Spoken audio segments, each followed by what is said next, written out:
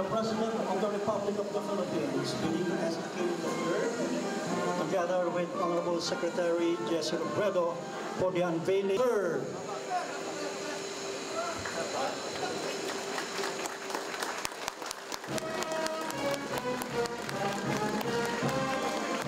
We have just witnessed, ladies and gentlemen, the unveiling of the marker by His Excellency Benigno S. Aquino III.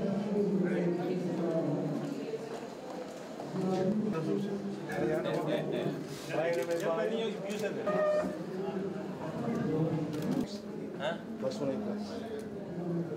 Ang taplon nito sir, ano, may cages, yung hanging.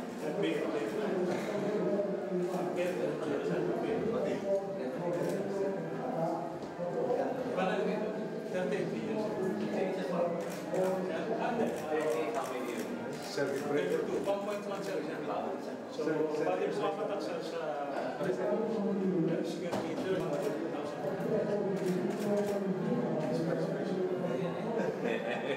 Parang in-emergency lang, Mr. President. Emergency lang siya.